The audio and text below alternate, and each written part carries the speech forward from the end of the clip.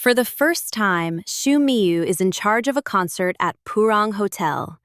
It was supposed to be just another event, until Ji Feng suddenly appears on stage, playing the saxophone with the band. This vibe is exactly like a CEO who knows how to play music.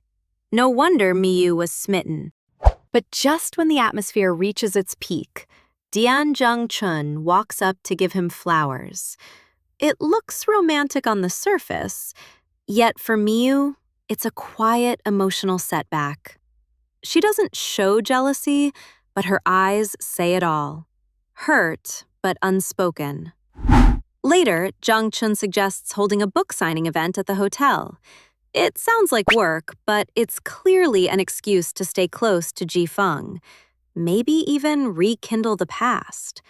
And Miyu? She just watches from afar.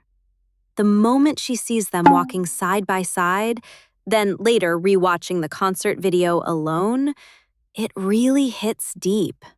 No tears, no words, yet it perfectly captures the feeling of liking someone you can't confess to. Meanwhile, Jue Rue starts to notice that Ji Feng has feelings for someone. Ironically, outsiders can see it clearly, while the two involved keep avoiding it. Finally, Miyu gathers the courage to ask, "Did you and Dian Jung-chun know each other before?" A simple question, but a huge step forward. But will Ji Feng admit that she was once his ex? This episode doesn't have major drama, yet it feels incredibly real. Slow, lingering emotions that leave a quiet ache. Continuing from the previous episode, Miyu has now stepped into her role as the hotel lobby manager. At work, she was still treated disrespectfully and uncooperatively by the reception staff, and even made mistakes. But this time, she doesn't stay silent. She firmly asks for a written report on the spot. It's clear she's grown. Being a manager means being tough. At Jeong-chun's book signing event, what was supposed to be a normal fan interaction takes a turn when someone bluntly asks, "Are you two dating?"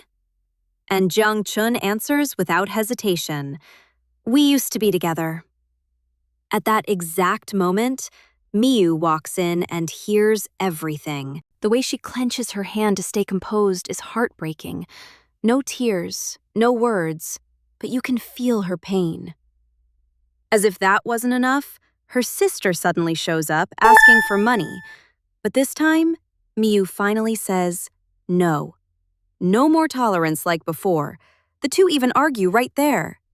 Thankfully, Dan-ji-jo steps in just in time to help her out. Later, Miyu finally opens up. She admits she feels relieved. For the first time, she dared to say no. To her sister, to her colleagues, to everything that's been weighing her down. Even so, the pain is still there. And then, she gets drunk. So drunk that Dan-ji-jo has to carry her back to the hotel. By coincidence, Ji Feng sees everything. He even checks the CCTV and finds out she stayed overnight at the hotel, then confronts her about it. But this time, Miyu doesn't avoid it anymore.